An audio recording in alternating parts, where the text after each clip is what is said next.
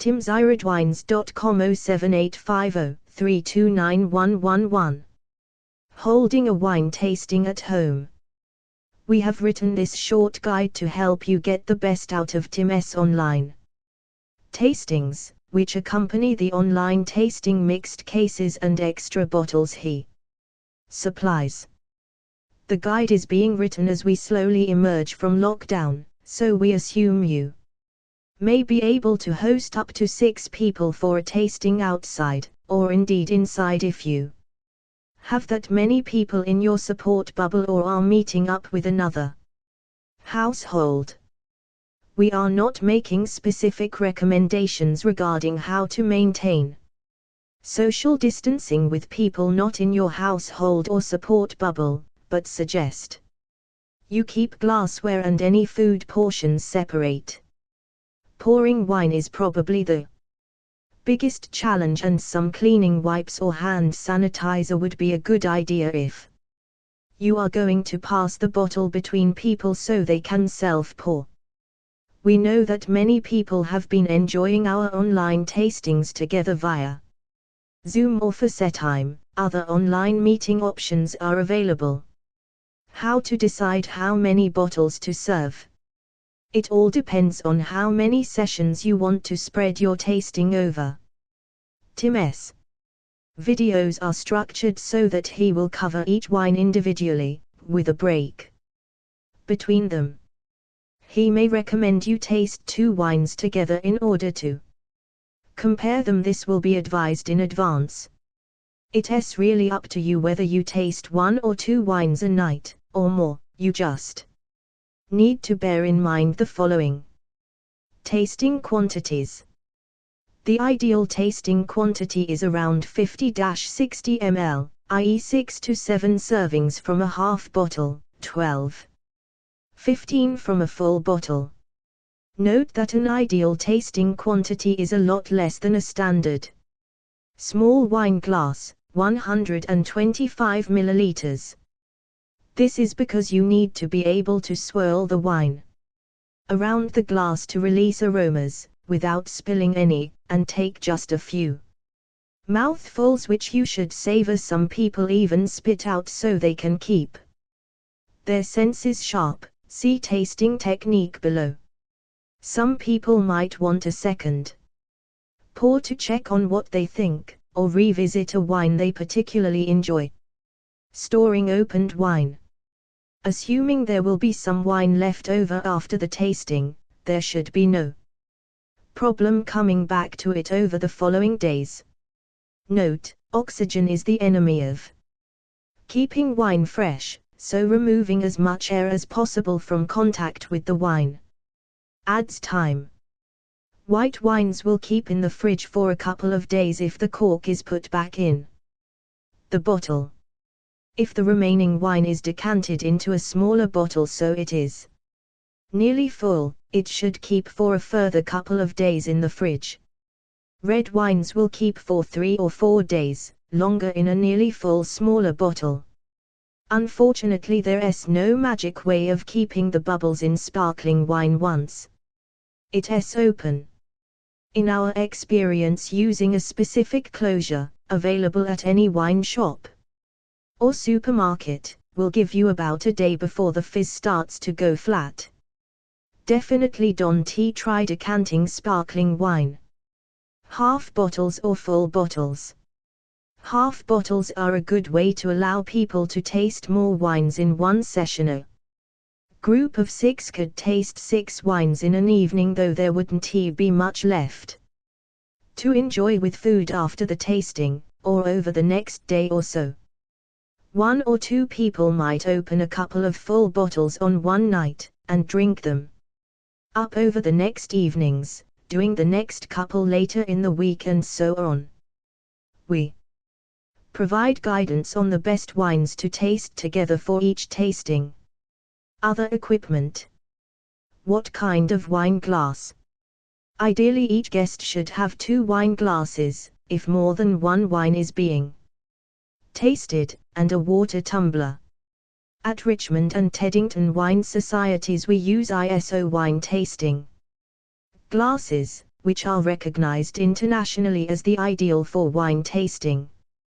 These are made of clear glass, so the wine's color and clarity can be examined.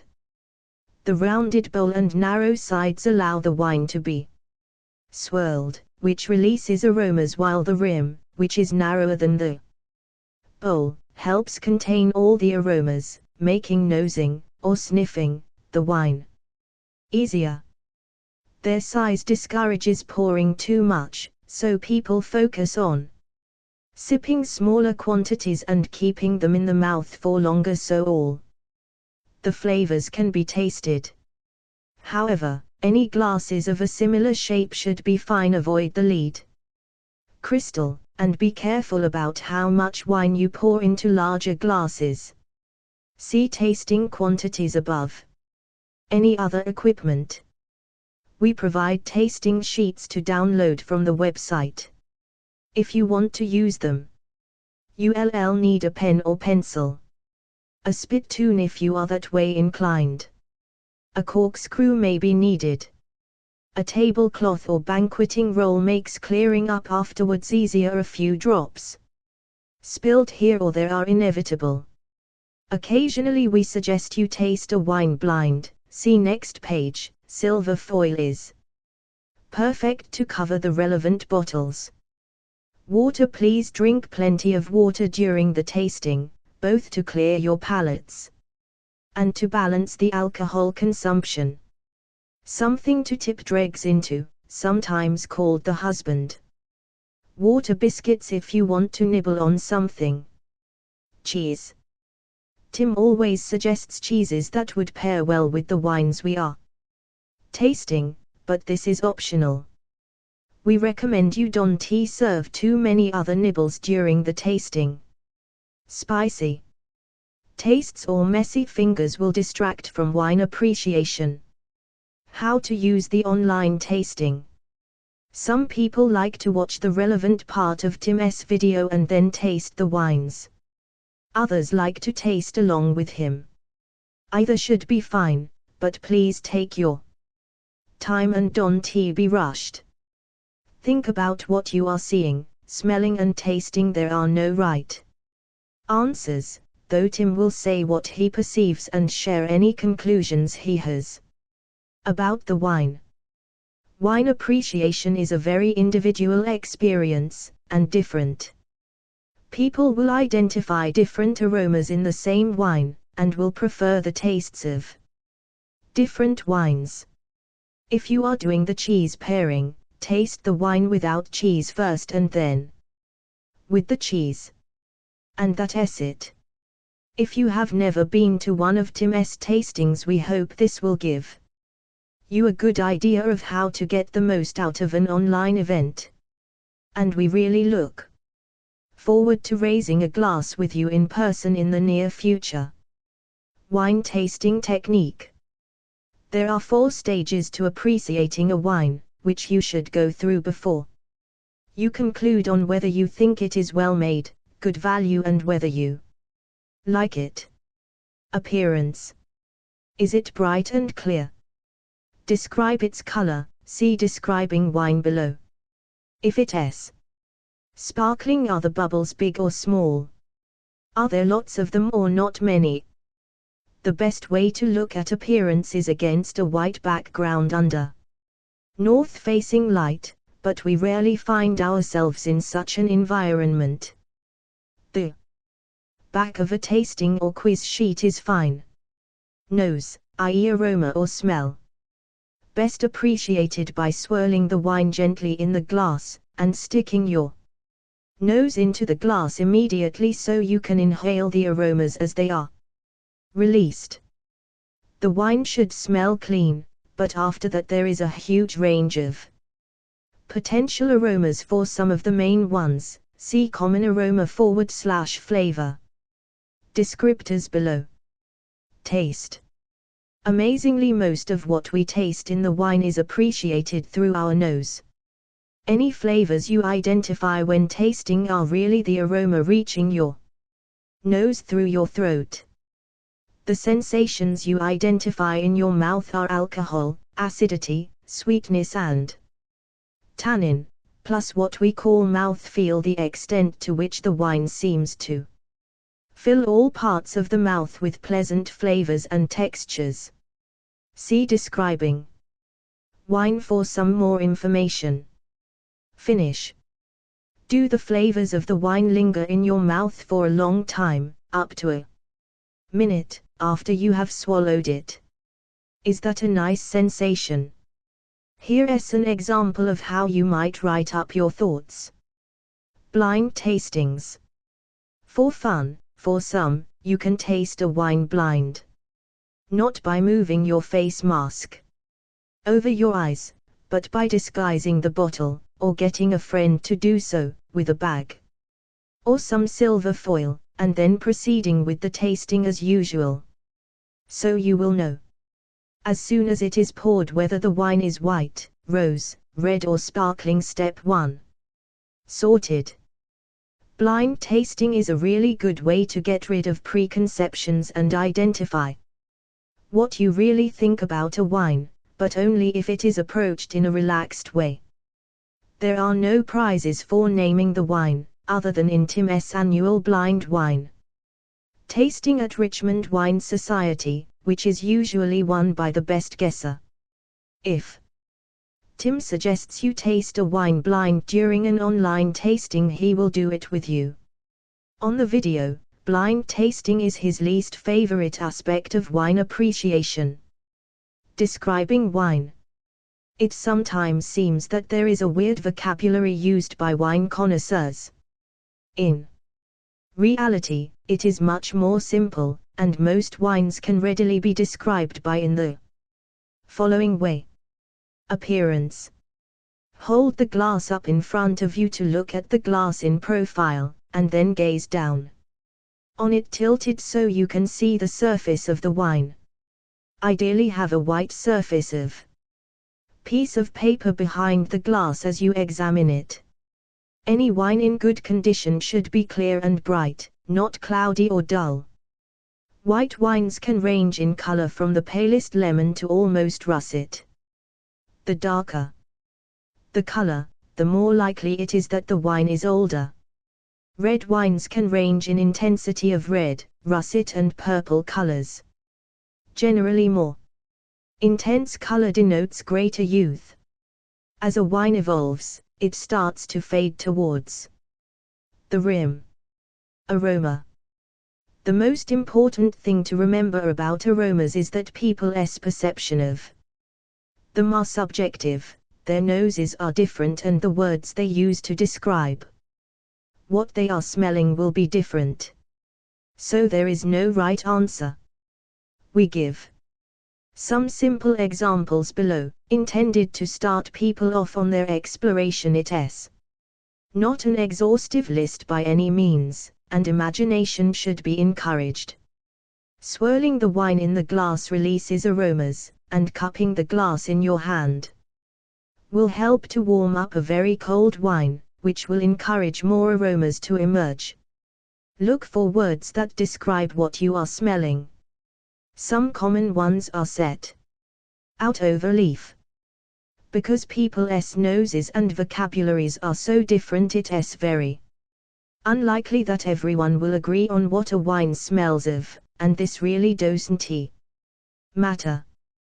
What matters is that people find what they smell to be appealing, and then it is interesting whether they get the same sensations when they taste the wine. Taste. As mentioned earlier, most of the flavors tasted in a wine are actually the wine's aromas being experienced in your nose. You will get more taste from the wine by giving it a good sluicing around your mouth. Don't just sip it straight down, leave your inhibitions behind and pretend you are using a mouthwash. But keep your mouth closed. The specific sensations experienced in the mouth are: alcohol. A balanced wine won't taste alcoholic, but higher alcohol wines will have a greater sense of warmth. Acidity. A mouth-watering sensation. The more acidic the wine, the more saliva your mouth will produce, To check for it, have a sip of weak lemon juice or vinegar. Sweetness felt on the sides of the tongue, this can be masked by alcohol. Tannins, a drying sensation felt on the insides of your cheeks, reds, and a very few roses only. Very young tannic red wines can be almost chewy, but luckily tannins soften and recede over time and add a great structure to a good red wine. Mouthfeel, an overall sensation, hopefully pleasant, of richness and viscosity. Finish, how long the taste of the wine lingers on your palate after you have taken the last sip. Common aroma / flavor descriptors. Enjoy your tasting. Fruit / floral. Gooseberry, apple, citrus. Apricot, peach, melon. Pineapple, lychee for white wines. Blackcurrant, blackberry. Strawberry, raspberry, cherry. Plum for red and rose wines. Elderflower, jasmine. Honeysuckle for whites, violets. And roses for reds. Herbaceous / vegetal.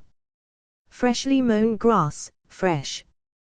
Herbs like sage or thyme for white wines and the infamous Cat SP for New Zealand. Sauvignon Blanc. Reds and whites can have herbal aromas such as garrigue, Mediterranean, and eucalyptus, many New World wines.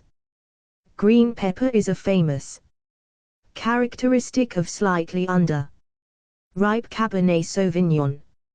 Farmyardy aromas, a nice way of saying manure, are a particular characteristic of good peanut noise. Spice / earthy / mineral. Cloves, cardamoms, pepper. White or black. Leather, mushroom, wet leaves. Flinty, steely, salty. Oak. A result of the wine coming into contact with oak during wine making. A whole range of aromas including coconut, toast, coffee and smoke can be identified. Dairy / yeast. Creamy / buttery / yogurty. Aromas can result from a variety of wine making techniques. Brioche / digestive biscuits are a characteristic aroma of sparkling wine made by the traditional method, a result of a long period of time in contact with the dead yeast cells, not unpleasant. Evolution. Dried fruits, prunes, apricots. Raisins, cooked fruit / compotes. Marmalade are all signs of a wine having spent a few years in barrel or bottle reservoir. Rioja is a great example of this. Other wine aromas associated with development include petrol, honey, caramel and nuts.